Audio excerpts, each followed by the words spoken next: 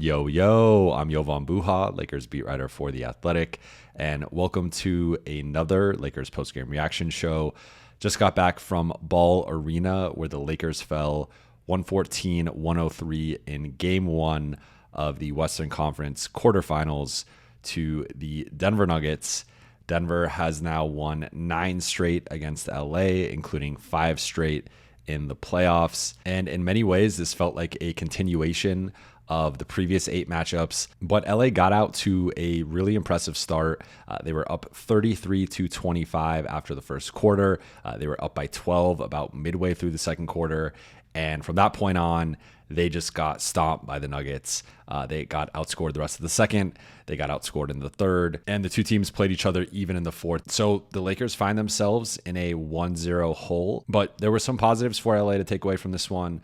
Certainly a lot of negatives. And we're going to touch on them. You guys know the drill. I'm going to go through some of the numbers from this game and then hit on my 3 takeaways. So again, as I mentioned, LA outscored Denver 33-25 in the first quarter. Denver outscored them 32-27 in the second quarter. Denver dominated them 32-18 in the third quarter, and both teams scored 25 points in the fourth quarter. For LA, AD finished with 32 points, 14 rebounds, 5 assists, 4 blocks, and just 2 turnovers. He was 12 for 23 from the floor, 0 for 4 on threes. Like the aggression, but obviously you'd like to see him hit at least 1 or 2 of those. 8 for 9 from the free throw line. I thought AD pretty much got whatever he wanted offensively. And if you want to look at a positive from this game, I'm going to touch on LeBron as well. But like both guys got pretty good shots. They were pretty efficient. Got to the free throw line, had a lot of high percentage looks at the rim, in the paint. Now, AD did have a rough second half. I believe he was 5 for 12 from the floor. Lakers were also minus 12 in his minutes, which was tied with Spencer Dinwiddie for the worst plus minus on the team. Then looking at LeBron, he had 27 points, 6 rebounds, and 8 assists. He was 10 for 16 from the floor. So you'd like to even see that number go a little bit higher. He only took, I want to say 5 shots in the second half, something like that. 3 for 5 on threes, 4 for 5 from the free throw line. Did have 7 turnovers, and that 8 assists to 7 turnovers. LeBron's got to be better with the ball. And some of those were errors on his teammates' part in terms of guys not catching the ball or being in the right spots. But LeBron can be a little too careless with the ball at times. And some credit has to go to Denver's defense. And they constantly had Aaron Gordon or Peyton Watson or Christian Brown on him, KCP. Like they have several good to great wing defenders to slot on LeBron. And they have a really solid team defense. This is actually a better Nuggets defense than they were last season in terms of defensive rating and efficiency. But LeBron has to be better with the ball. And I also think the Lakers need him more aggressive in terms of just shot output and taking more shots overall. D'Lo had another rough game against the Nuggets, was 6 of 20 from the floor, just 1 for 9 on threes, played 41 minutes. So Darvin did not end up benching him or reducing his minutes. And then he just had 3 rebounds, 3 assists, did have 2 steals, only 1 turnover. So he took care of the ball. But we've seen from D'Lo when he's had rough shooting performances in recent games, he's still found ways to get 6, 7, 8 assists. That was not the case tonight. I do think he was pressing a bit, and I'm going to touch on him more. He's one of my takeaways. But 6 for 20, 1 for 9 on threes. That means you were 5 for 11 on twos, which is better, but a lot of those were uncontested or semi-contested mid-range pull-ups, and I think he has to reduce some of those. Interestingly, he was the only Laker with a positive plus-minus. LA was +2 in his 41 minutes, which means they were -13 in the 7 minutes he was off the floor. 13 points for Austin Reeves on 5 for 9 shooting, 2 for 6 on threes, just 1 for 1 from the free throw line. He had 4 rebounds and 3 assists and a block. Rui only played 31 minutes. He had his minutes slashed for Taurean Prince and LA playing a bit smaller at times with 3-guard lineups, be it Spencer or Gabe in there. But Rui only took 4 shots. And AD mentioned after the game, the Lakers got to find a way to get Rui going. 4 shots is too few for him. 1 for 2 on threes, 2 for 2 from the free throw line. Only 3 rebounds in his 31 minutes. And that was a bit disappointing. LA got slaughtered on the glass. I'm going to touch on that a bit more. Off the bench, 20 minutes for Taurean Prince. He played a lot in the fourth. 11 points, 4 rebounds, and a block, 4 for 7 overall, 1 for 3 on threes. Just 4 minutes for Jackson Hayes in a too big look. That was +2 in those 4 minutes. I don't know why the Lakers didn't go back to that in the second half. Spencer Dinwiddie and Gabe Vincent, neither one took a shot. Spencer played 13 minutes. LA was -12, as I said, which was a team worst mark. 2 rebounds and assist. Gabe in 8 minutes had 3 fouls. LA was a -4 with him on the floor, and he had a rebound and an assist. Overall, LA shot 49.4% and was really shooting 60+% for most of the first half, in the mid to high 50s through the first 3 quarters. So they shot the ball really well. We're getting downhill, getting to the rim. And when the offense was organized and they were running plays, they were very efficient. Just 8 for 29 on threes, which is 27.6%, 17 for 19 from the free throw line, 89.5%. So you saw that free throw number is a little bit lower, and that's just how it's going to be in playoff basketball. That is one of the perils of relying on free throws. They did win the free throw battle handedly, as we will now look at. Denver just went 5 for 6 from the free throw line. So LA continues to dominate the free throw battle from a perspective of getting to the rim a lot and drawing fouls that way, and then also not fouling their opponents. So +12 at the free throw line in terms of makes, +13 in terms of attempts. But where Denver really hurt them was the rebounding. Denver out-rebounded them 49-40, including 15-6 on the offensive glass. 3-point shooting, Denver was actually last in the league in terms of 3-point attempts. LA is 28th, and LA was in line with that with their 29 attempts, but Denver attempted 42 threes, made 15 of them, so they shot 35.7% on threes. And a big part of that was the offensive rebounds leading to kick out opportunities for open threes, but also part of it was the Lakers' defensive scheme. And because they were loading up against Jokic and paying so much attention to him and Murray in that 2-man game, they were giving up a lot of open threes, particularly in the weak side corner, but also some on the weak side wing. They got lost on defending KCP. A lot of that was D'Lo. I think, honestly, D'Lo's defensive performance was arguably just as bad as his offensive performance. But KCP shaking loose, MPJ getting open, and just being able to shoot over a lot of the perimeter guys, given his 6'10" frame and high release point. In terms of turnovers, like LA only had 12, Denver only had 6, so that was a swing battle as well. Like, Lakers will take 12 turnovers more often than not, but you have to be more disruptive defensively. They only had 3 steals. Denver had 7. Denver had 14 points off the Lakers' 12 turnovers. LA only had 8 off of Denver's 6. Fast break points, Denver won 21-14. So really, if we're boiling it down to like the categories that cost the Lakers in this game, it was the offensive rebounds and second chance points. Denver had 18 second chance points, but 15 offensive rebounds. The turnovers, 12-6 in Denver's favor. Fast break points, 21-14, and overall points in the paint, 64-54. They attempted 23 more field goals than the Lakers, though part of that was the free throw disparity factoring in. LA has a lot to work on entering game 2. I will have a podcast coming out Monday morning with Sean Davis of Lakers Nation. We're going to be going through some of the adjustments we think the Lakers need to make between game 1 and game 2. I've not rewatched the film yet, so bear with me as I go through a lot of this stuff off memory and what was said post-game and some conversations I had with people. But I will be rewatching the film, and I will have more notes and adjust. But let's get into our 3 takeaways from tonight's game. All right, so takeaway number 1 for me is the offense collapsed in the second half.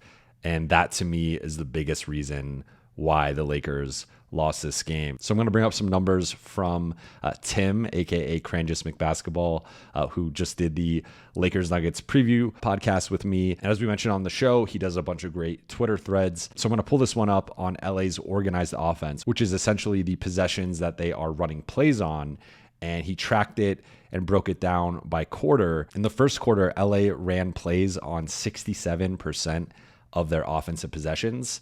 In the second quarter, that dropped to 55%, which is still a good mark and still above the Mendoza line in terms of what constitutes good offensive play calling for LA. Cranjus has tracked it out at anything above 55% is really good for LA. They are 19-2 in the 21 games they've gone above 55% this season. So far, first half, really good. And LA was up 60-57 at halftime, but then they only scored 43 points in the second half, including 18 in that third quarter.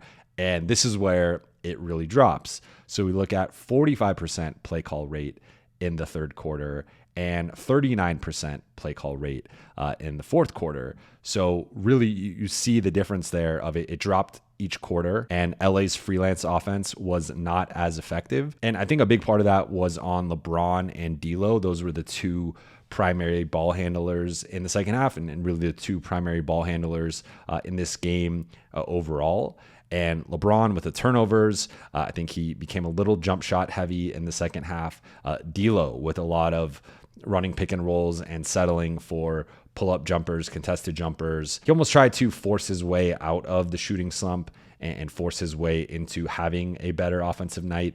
And I think it really hurt the Lakers offense. But for LA, you saw when they were running their horns and elbow sets, I thought they had a lot of good offensive play calls coming out of timeouts that they scored on, baseline out of bounds plays, sideline out of bounds plays. Like, I thought when they were able to actually run stuff and attack Denver's defense, they were generating a lot of good looks. Like the LeBron AD two-man game, they really targeted Jamal Murray in the first half, and that became less effective as the game wore on. Their first three baskets of the game were directly against Jamal Murray and finding ways to make him the last line of defense and him helping against AD or having LeBron or Austin or D'Lo attack him off the dribble. So I thought from a process perspective, like LA had some really good offensive moments.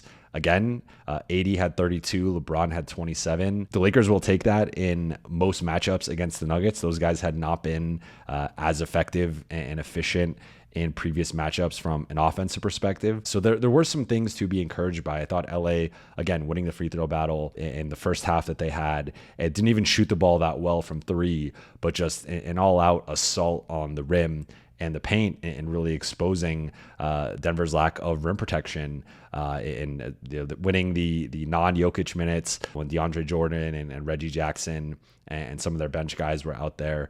Like there were some encouraging signs from LA, to be clear, but their second half collapse in terms of their play calling and the turnovers, not generating enough threes, and the ball really funneling through LeBron, AD, and D'Lo to a predictable extent where Denver was able to start to pack the paint against those guys and then also close out to LA's spacers and shooters, and Gabe and Spencer not taking shots. Torian was able to attack a few times off the dribble, but LA needs to get Austin and Rui more involved. Those guys should not be taking a combined 11 shots. That should be at least double that, if not more. So LA's got to find ways to get Rui. Going along the baseline. More Austin pick and roll, more Austin two-man game. Especially if D'Lo doesn't have it going, that is why you have Austin there, right? Like if D'Lo is making the shots, then sure, run more stuff for him. But you have Austin as that safety valve and a guy that has actually played very well in this Denver matchup from an offensive perspective, and a guy that LA has been able to spam those LeBron Austin pick and rolls or the inverted pick and rolls. And Austin was really good at attacking Jamal Murray and Denver off the dribble in the conference finals. So I think LA left a lot of meat on the bone in terms of their offense and the offensive execution, the play calling, and just some of the shot selection and just some of the shot selection. So that's something that they need to clean up for game 2 and the rest of the series. And if they do, I think they have enough firepower to make this a series again and win a game, 2 games, maybe 3 games. But we'll see how things develop. But if they let Denver continue to dictate the terms of engagement, this is going to be a short series. Takeaway number 2 is the Lakers need to do a better job of mixing up coverages against Nikola Jokic. So he finished with 32 points, 12 rebounds, 7 assists, 2 steals, 0 turnovers, which I think is an indictment of the Lakers defense with how much he is passing the ball, that he did not have a single turnover, was 15 of 23 from the floor, 1 for 3 on threes, just 1 for 2 at the free throw line. But of those 12 rebounds that he had, 3 were offensive. So with Rui as the primary defender, Jokic shot 8 for 9 from the floor. So some quick math. means he went 7 for 14 against all other defenders. But I think LA's game plan of using Rui as the primary defender is not going to work. I just don't think, like, Jokic was able to basically push him around, get wherever he wanted offensively. And once he was within 6-8 feet, he was hitting him with turnarounds, with fadeaways, with hook shots, with floaters. And he just, like, Rui was basically just not there. I thought LA had more success in the second half when they went to LeBron defending Jokic. I thought he was able to stay in front of him a bit better. Also, there were some stretches there where they had LeBron fronting Jokic with AD as the backside help. So if they were able to loft the ball into Jokic in terms of like an entry pass, then he was turning into AD, and now you have LeBron and AD swarming him. And he still scored through some of those possessions and still was able to fire the ball around. But I think LA needs to do a better job of doubling and trapping and helping against him. We saw some of that whenever he was on the wing. They were trying to double him, and there were certain times along the baseline or in the post where they were looking to double him. But I think they have to be less predictable because they were turning him into a scorer for most of the first like 2.5 quarters. And it was work. Like, he didn't have like midway through the second quarter, he didn't have a single assist. And overall, again, only having 7 assists, like, that is a victory for LA in terms of limiting his impact, spreading the ball around, and creating for his teammates. But then Jamal Murray just stepped up as a playmaker. He had 10 assists. And Aaron Gordon had 7 assists.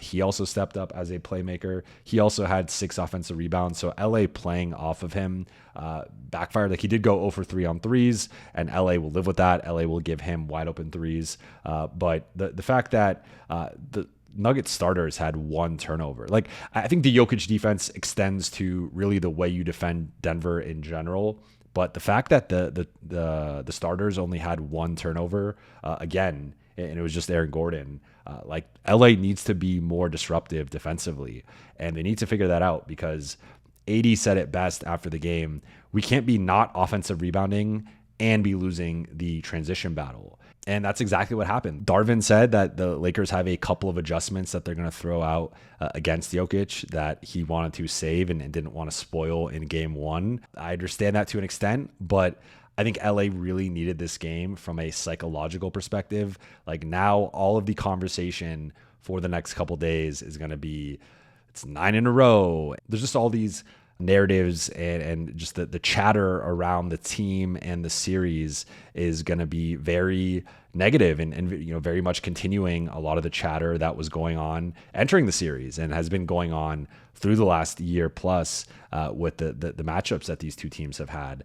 LA, like, they need to figure out, I think one thing has to be no more Rui on Jokic, or doing a better job of doubling him, because one-on-one he was cooking Rui. And it was to the point where it was like, you want to make Jokic a scorer to some extent, but you don't want him getting like point blank shots or scoring every single time, because that's just at some point going to cost you. And I thought that's what happened tonight. At the same time, I think LA has to be careful of helping off shooters too aggressively. Again, Denver was entering this game attempting about 31 threes per game. They put up 42. And made 15 of them, and were +7 at the 3-point, and were +7 in the 3-point battle, which was an extra 21 points for Denver, which made up for their free throw deficit. I don't think what they did in game 1 worked. I know some of his numbers were like they were able to slow him down, helping from certain spots and doubling. Also check out Kranjus on Twitter. He had some good numbers on that. I just think the Rui versus Jokic one-on-one, like the guarding him one-on-one, just doesn't work. And I think you need to help aggressively from certain spots on the floor, and then have guys attuned to, okay, if this guy's helping from here, I need to be ready. Like, if there's 2 possible passes that can be made in that situation, you got to have that guy ready to rotate and close out. Like, I think LA's inability to close out at the 3-point line really hurt them tonight, and has really hurt them all season. And that's where you'll see random guys go off. It's part of LA's game plan is protect the paint at all costs, but they gave up 64 points in the paint. And they also gave up 15 threes. And you can't have that defensively, especially against a team this good, this efficient, and this disciplined. And finally, takeaway number 3 is D'Lo just needs to be better. And Denver D'Lo was back in this game. He is now shooting 12.5% against Denver on threes across the 5 playoff matchups. He's 3 for 24. And D'Lo brushed off this game, as he tends to do when he has a poor performance, saying he liked the shots he got, and it was just an off shooting night for him, and sort of downplaying how poorly he shot the ball. And on one hand, I get it, right? Like, you don't want a guy losing confidence or overreacting or overthinking a poor shooting performance. But we also now have a track record of, again, it's not just the playoffs. As I mentioned, like D'Lo was not good against Denver in the regular season, did average 14 points, so was a little more prolific, and did have 13 in this one, which was double his average against them in the conference finals last year, but shot 40% from the field against them in the couple games, 33% on threes, so both were below average marks. And now we have this growing sample size of D'Lo just does not play well against Denver. And as I mentioned earlier, I don't think it was just the offense. I don't think it was just the 6 for 20 and not finding ways to create assists and plays for his teammates. I thought it was the defense. Like, KCP scored on him multiple times. Like, I don't see, other than Christian Brown and Peyton Watson, when those guys are in the game, and him helping off of them into the paint, and maybe him being the double guy or the guy that's rotating over. Like, other than those specific guys, D'Lo, like, he can't guard Jamal Murray, and he really struggles tracking KCP. Like, there was that one play where KCP curled around a couple screens and hit a 3, where D'Lo, if you go back and watch it, he has the inside position on KCP, and he's a few feet closer to the ball when KCP starts running.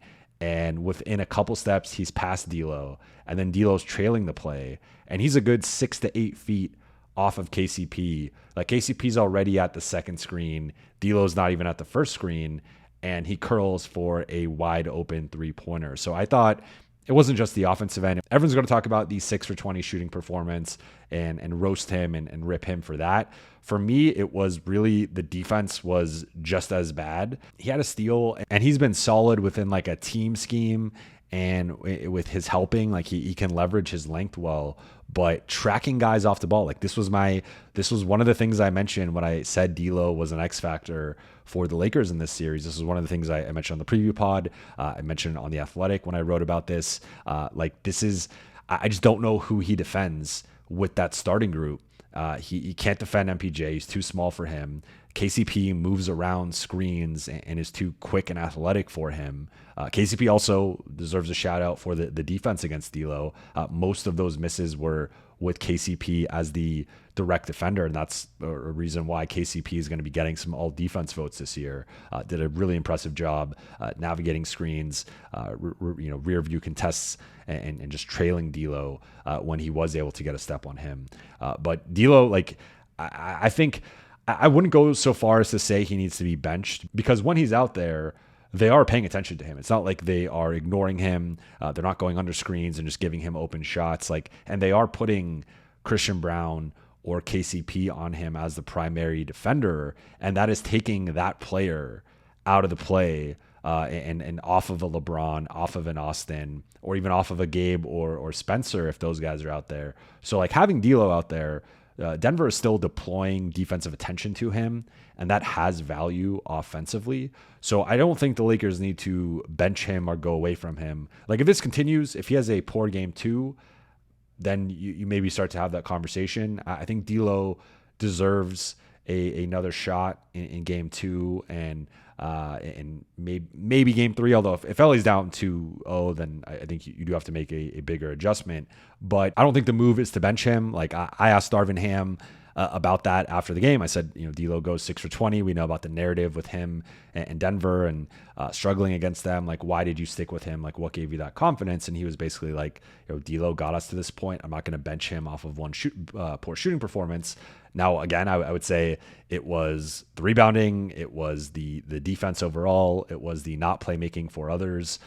There was a lot of factors outside of just the shooting. I think his minutes need to be reduced a bit. The fact that he played 4 more minutes than Austin didn't really make sense to me when Austin was getting cooked at times defensively. I thought he did it as well as you can do against Jamal Murray. Like, Jamal is just a primetime playoff player. He hits tough shots. He had that tough shot in the corner. I forgot who that was over. It might have been AD. I don't. But he had one tough three in the corner in front of the Lakers bench. And he just made I think it was AD. He made a bunch of tough shots. And that's just what Jamal Murray does, right? And he got downhill and he was finishing well. And Denver had 3 guys almost have triple doubles in Jokic, Murray, and Aaron Gordon. But Austin at least I thought he was better defensively than D'Lo.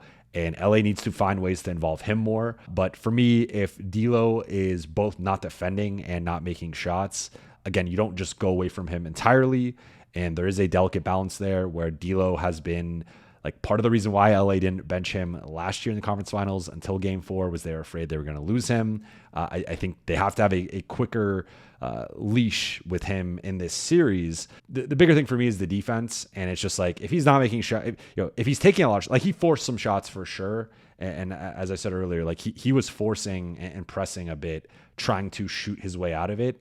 And I don't think this is an opponent or really the playoffs are not the time to shoot your way out of it. And the fact that he took 4 more shots than LeBron, 11 more shots than anybody else other than LeBron and AD, and just 3 shots fewer than AD. He started this game 3 for 4. From that point on, he went 3 for 16 and he kept shooting. And you want to see him be more aggressive than he was last year in the conference finals. Last year, it was the opposite where he just got to a point where he wasn't comfortable shooting and it was passing up open shots and really second guessing and overthinking. But there has to be a balance because you don't just keep shooting on the road in a hostile environment against a team you have to play mistake-free basketball against, right? I think there has to be a balance in terms of looking for your own shot and playing within the team scheme, looking for your teammates. And I thought D'Lo tilted way more toward being a bit selfish and a bit too assertive in trying to get his own shot. And then you couple that with the defense and the rebounding, or really the lack thereof with the defense and the rebounding. And that is just a destructive and harmful player. And he was destructive and harmful tonight. It's going to say +2 in the plus minus column, but I think that +2 is a little misleading in terms of D'Lo's actual impact. And LA should, I think, going into next game, reduce his minutes a bit and have more Gabe or Spencer on Jamal Murray or on KCP. And this is why I've been so focused on LA's defense versus Denver's offense, because offensively, again, LA had a really good first half. LeBron and AD combined for 59 points, which I think LA will take more often than not in this matchup. It's really the defense and the defensive rebounding, the transition defense, not being disruptive again in terms of forcing turnovers. Jokic basically doing whatever he wanted. Murray was inefficient, 9 for 24. So that was encouraging. And again, part of that goes to Austin. Part of that goes to Gabe, Spencer. All those guys spent a majority of their time on Jamal. But I think if D'Lo is going to be as harmful as he is on both ends, again, I'm not saying bench the guy. I'm not saying 20 minutes, but 30 to 35 feels a bit more appropriate instead of 41. I think 41 is too much for how poorly he played tonight. And we'll see in game 2. Maybe he comes out and has a better performance. He's probably due for a big game against Denver. It looked like it was going to go that way early when he scored, again, 3 of his first 4 shots were makes. But from that point on, he really struggled and he continued pressing. We asked AD about D'Lo and what the message would be to him. And AD essentially said he just needs to be better. This isn't the regular season. And we're down 0-1 now, and there's no real time to figure it out. You just have to go out there and produce. And I thought that message was telling. And it's sort of D'Lo just has to figure it out. And I don't think this is the time for protecting feelings and protecting egos. This is the time for results and figuring things out And that is the challenge for D'Lo in game 2 and moving forward. And really, like, this could have wide-ranging ramifications in terms of his free agency, how the Lakers view him, how other teams view him. There's a lot at stake here. And thus far, he has not been able to rise to the occasion against the Nuggets. To recap quickly, I think LA's offensive execution needs to be at a higher level, especially looking at that second half. They need to be consistent with their play calling, taking care of the ball, better shot selection, and getting Austin and Rui more involved and being less predictable offensively. Defensively, I think they need to mix up their coverages more with against Jokic. I think they need to go to LeBron or AD against him and then be a little bit more aggressive and random with their doubling, with their helping, while also getting out and closing out to shooters. So it's a tough ask, but that's what you have to do to beat Denver. And then 3, I think D'Lo just needs to be better. But that'll do it for tonight's show. I will be back on Monday morning with Game 2 adjustments with Sean Davis of Lakers Nation. So be on the lookout for that episode. Thank you guys so much for watching and listening. If you have any adjustments or thoughts from this game, let me know in the comment section below. I'm interested to see what you guys think. Do you agree with what I said? Are there things I got wrong? Are there things I'm not thinking of? Let me know. But once again, for those on YouTube, please consider subscribing, hitting that notification button, and liking and commenting this video. For those on Apple Podcasts, Spotify, and your podcast platform of choice, please be sure to follow, download, and leave a 5-star review. I'll be back on Monday. I'll talk to you then.